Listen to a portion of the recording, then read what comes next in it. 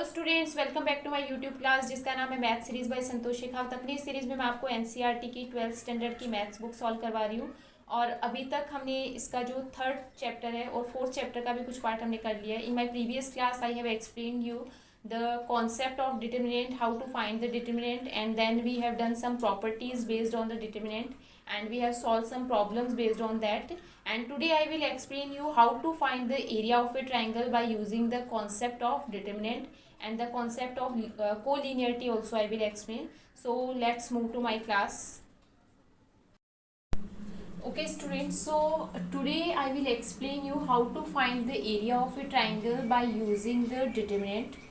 But before that, this I will explain you this thing that in your previous classes you have done this area formula of area, this, right? By this way you have calculated the area of a triangle when coordinates are given. Suppose there is a triangle which is vertices are x1 y1, x2 y2 and x3 y3. Then the area of this triangle is 1 upon 2 x1 y2 minus y3 plus x2 y3 minus y1 plus x3 y1 minus y2, right? This way you have done in your previous class, right? Now how we can find this area by using the determinant? So determinant formula is this: area of a triangle is 1 upon 2 determinant x1 y1 1, x2 y2 1, x3 y3 1.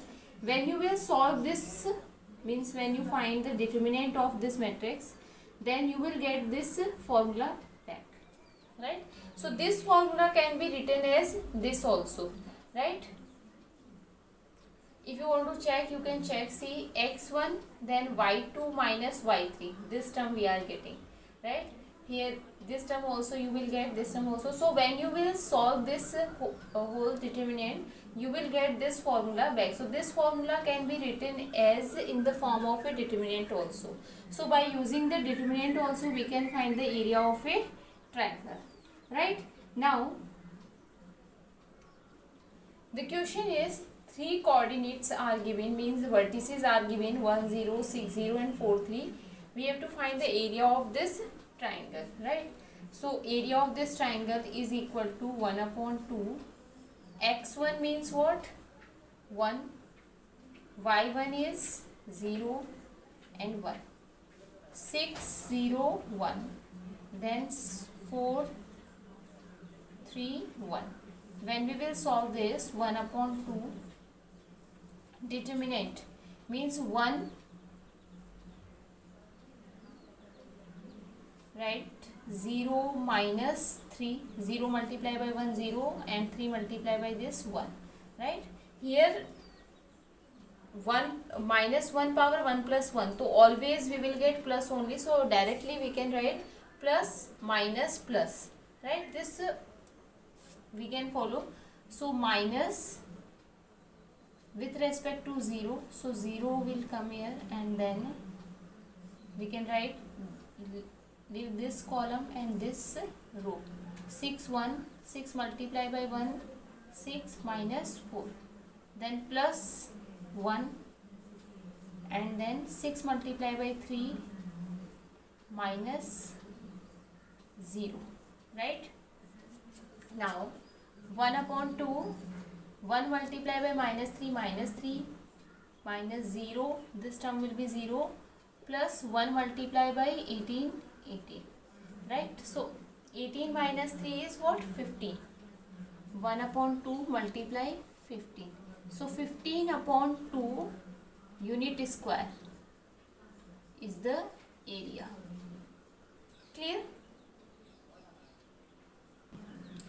अब मैं आपको एक और concept बताना चाहती हूँ कि if 3 points are collinear, if the points are collinear, collinear means what?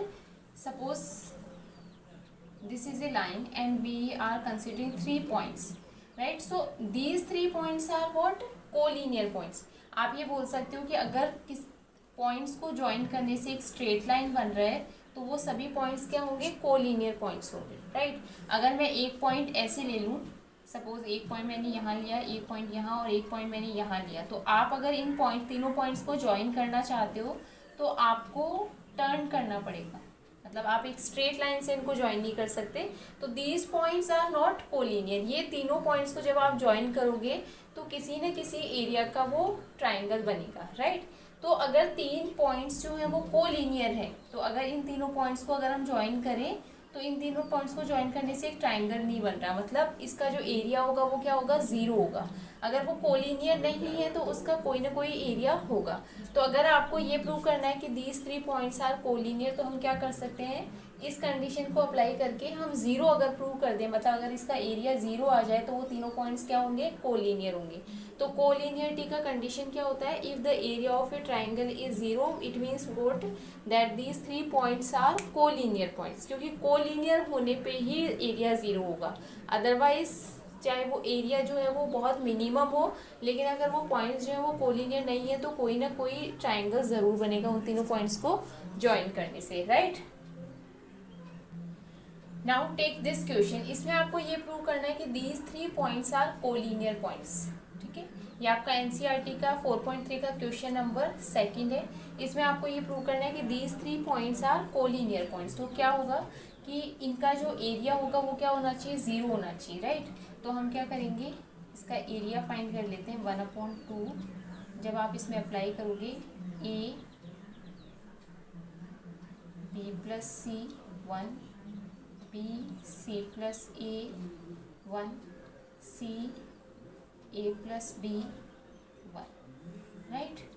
अब आप देखो, अगर इसको अगर आप इजी बना सकते हो किसी तरीके से, जो प्रॉपर्टीज़ हमने पढ़ी है डिटरमिनेंट की, उनसे अगर हम इसको इजी बना सकते हैं तो हम पहले उसके लिए ट्राई करेंगे कि हम उसको इजी बना दें।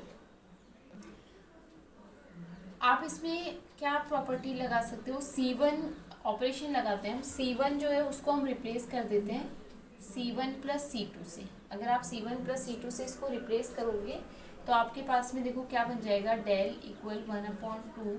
जब आप इसको रिप्लेस करोगे तो A plus B plus C, A plus B plus C और A plus B plus C, जब आप इन दोनों को ऐड करोगे तो आपके पास में ये बनेगा। ये हम एज इट इज़ लिख देते हैं,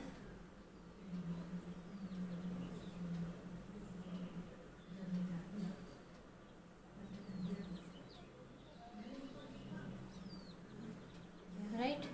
यहाँ से आप क्या कर सकते हो, इस कंप्लीट रो में से आपके पास में कॉमन आ रहा है, ए प्लस बी प्लस सी जो है कॉमन आ रहा है, तो हम कॉमन ले लेते हैं। तो इसको 1/2 ए प्लस बी प्लस सी अगर हम लिख लें तो आपका 1 बी प्लस सी 1 1 1 सी प्लस ए और ए प्लस बी और 1 1 ये हो जाता है, राइट। अब हमने पढ़ा है प्रॉपर्टीज़ में, क्या पढ़ा है कि इफ़ 2 रोज और 2 columns are identical then determinant will be zero. तो उसका डिटर्मिनेंट क्या होता है, ज़ीरो होता है, राइट। तो इसमें देखो C1 और C3 क्या है, आइडेंटिकल है, राइट। तो हम क्या लिख सकते हैं यहाँ पे, मैं यहाँ पे सॉल्व कर देती हूँ इसको, 1/2 ए plus B plus C multiply zero. और ये ज़ीरो क्यों होगा, आप यहाँ पे रीज़न लिख सकते हो, इफ़, और इफ़ ना लिख के आप ये लिखो C1 and C3 are identical, ठीक है, identical. So determinant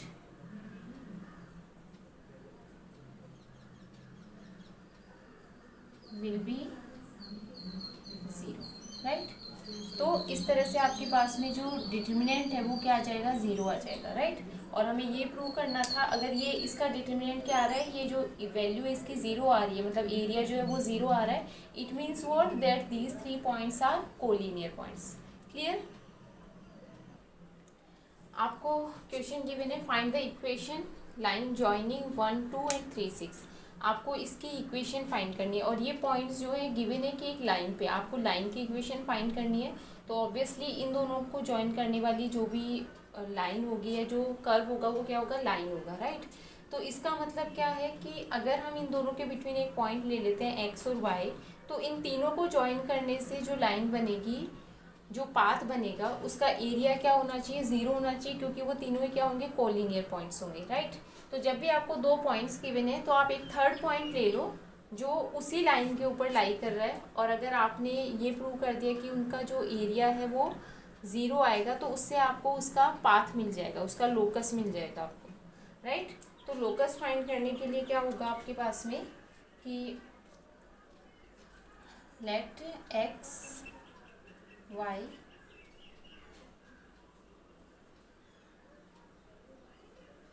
B a point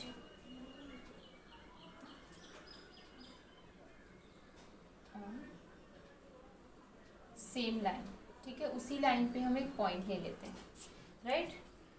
तो इन तीनों को जो ज्वाइन करने वाला जो एरिया होगा वो क्या होगा, ज़ीरो होगा। तो एरिया से क्या करेंगे, एरिया इक्वल 1/2, यहाँ पे हम एक्स वाई 1 1 2 1 3 6 1, ठीक है। अब ये क्या होना चाहिए, ज़ीरो होना चाहिए, राइट। तो हम इसको सॉल्व कर लेते हैं। 1/2 एक्स के रेस्पेक्ट में जब हम इसका डिटर्मिनेंट फाइंड करेंगे, देखो एक्स के रेस्पेक्ट में जब हम फाइंड करेंगे तो यहाँ पे क्या आएगा, प्लस। देखो मैंने आपको पहले बताया था कि -1 की पावर 1 + 1 -1 की पावर 1 + 2 -1 की पावर 1 + 3, इससे हमें हमारा जो साइन है वो डिसाइड होगा। लेकिन आप इसको अब डायरेक्टली ऐसे भी याद रख सकते हो कि ये प्लस होता है हमेशा, ये माइनस होगा, ये प्लस होगा, क्योंकि यहाँ पे 1 + 1 आएगा, यहाँ पे 1 + 2 आएगा, यहाँ पे 1 + 3 आएगा, तो वो प्लस माइनस प्लस चलेगा। अगर आप इसके रेस्पेक्ट में फाइंड कर रहे हो तो माइनस प्लस माइनस होगा, अगर आप इसके रेस्पेक्ट में फाइंड कर रहे हो तो अगेन प्लस माइनस प्लस होगा, राइट। तो इस तरह से ये चलता है। तो आप इसको x के रेस्पेक्ट में हम फाइंड कर रहे हैं तो x आएगा यहाँ पे, फिर यहाँ पे हम क्या लिख सकते हैं, इसको और इसको आपको छोड़ना है, और ये इसको मल्टीप्लाई करोगे तो 2 × 1 2 -6 -y, then this column and this row, तो 1 3 एंड 1 1, तो 1 को 1 से मल्टीप्लाई किया आपने तो 1 आया, 3 को 1 से मल्टीप्लाई किया तो -3 आया, राइट। देन +1 जब आप इसके रेस्पेक्ट में फाइंड करोगे तो आपको 1 × 6 6 और 3 × 2 -6, राइट। इसकी वैल्यू क्या होनी चाहिए, ज़ीरो होनी चाहिए, ठीक है। इसको हम सॉल्व करेंगे तो 1/2, ठीक है। x -4 यहाँ से आएगा तो -4x हो जाएगा, यहाँ से आपके पास में प्लस का 2y हो जाएगा, और ये वैल्यू आपके पास में क्या हो जाएगी, ज़ीरो। इसकी वैल्यू क्या हो रही है, ज़ीरो हो रही है, राइट। ये आप यहाँ पे क्या कर सकते हो, 1/2, यहाँ से हम 2 कॉमन निकाल सकते हैं, तो हम 2 कॉमन निकाल लेते हैं, तो आपके पास में क्या आ जाएगा, माइनस का 2x और प्लस का y इक्वल 0, राइट। ये 2 से 2 कैंसिल हो जाएगा, तो आपके पास में क्या आ जाएगा, 2x + y = 0। इसको आप 2x - y = 0 भी लिख सकते हो, राइट। तो ये आपका क्या आ जाएगा, उसका पाथ आ जाएगा, मतलब ये इक्वेशन ऑफ द लाइन आ जाएगी, उसका पाथ भी आप बोल सकते हो, उसका लोकस भी आप बोल सकते हो। वो जो लाइन हमने फाइंड की है उसका ये लोकस है, राइट। तो इस तरह से जब आपको 2 पॉइंट्स गिवन है और उसका लोकस आपको फाइंड करना है, वो इक्वेशन ऑफ लाइन फाइंड करनी है, तो आप इस तरह से एक पॉइंट अज्यूम करके और आप उसका डिटर्मिनेंट जो Okay, students, so in this question, 3 vertices are given and area of this triangle is given 35, and we have to find the value of k, right? So we will use the area of a triangle which is determinant. So area of triangle is equal to 1/2. Formula is x1 y1 1, x2 y2 1, and x3 y3 1. So directly I am writing this: 2 -6 1 5 4 1 and k 4 1, right, and this is equal to what, 35, right। अब मैं आपको एक चीज़ यहाँ बताना चाहती हूँ कि जब हम डिटर्मिनेंट में से एरिया फाइंड करते हैं तो वो प्लस और माइनस दोनों आता है, मतलब जो भी आपको एरिया गिवन होगा तो आप उसको +- 35, मतलब जो भी आपको वैल्यू गिवन है उसको प्लस और माइनस दोनों पुट करके सॉल्व करेंगे, मतलब एक बार आपको प्लस पुट करना है, एक बार माइनस पुट करना है, राइट। तो क्योंकि जब हम डिटरमिनेंट इसमें से एरिया फाइंड करते हैं तो उसमें वैल्यू जो है वो प्लस भी आती है और माइनस भी आती है, तो आपके पास में डेल की वैल्यू क्या हो जाएगी, 1/2। जब हम डिटरमिनेंट फाइंड करेंगे 2 के रेस्पेक्ट में फाइंड करेंगे तो 4 × 1 -4 × 1 ये हो जाएगा माइनस, यहाँ पे माइनस साइन पहले से है तो -6, और जब हम इसको सॉल्व करेंगे तो क्या होगा, ये 5 मल्टीप्लाई 1 माइनस के मल्टीप्लाई 1, जब इस 1 के रेस्पेक्ट में हम फाइंड करेंगे तो 5 मल्टीप्लाई 4 माइनस के मल्टीप्लाई 4, ये आपके पास में आ जाएगा। और ये किसके इक्वल है, प्लस माइनस 35 के इक्वल है, राइट। इसको हम सॉल्व करेंगे तो 1/2, ये आपके पास में 4 माइनस 4 0 हो जाएगा, माइनस माइनस प्लस, और यहाँ से आपके पास में 5 माइनस के आएगा, प्लस 1, और यहाँ से आपके पास में 20 माइनस 4 के, this is equal two plus minus 35, right. ये 2 जो है इसको हम इस तरफ ले जा सकते हैं, तो 2 को हम उस तरफ ले जाते हैं, इसको मल्टीप्लाई करने से ये 0, प्लस यहाँ पे जब आप मल्टीप्लाई करोगे तो 30 माइनस 6 के, और जब इसको आप लिखोगे तो 20 माइनस 4 के, और ये प्लस माइनस 70 हो जाएगा, ये 2 उधर चला जाएगा, मल्टीप्लाई करके हम इसको ये लिख सकते हैं, राइट। जब आप इसको सॉल्व करोगे तो ये 50 माइनस 10 के इक्वल प्लस माइनस 70, राइट। अब आपके पास में यहाँ पे 2 इक्वेशन बनेगी, एक इक्वेशन बनेगी 50 माइनस 10 के इक्वल 70, और एक इक्वेशन बनेगी 50 माइनस 10 के इक्वल माइनस 70। तो हम दोनों को सॉल्व करते हैं। जब आप इसको सॉल्व करोगे तो माइनस 10 के इक्वल ये उधर जाएगा, तो ये 70 माइनस 50 मतलब 20 हो जाएगा, और के की वैल्यू आपके पास में कितनी आ जाएगी, 20 अपॉन माइनस 10 की, मतलब -2 आ जाएगी। के की वैल्यू एक आपके पास में -2 आ जाएगी।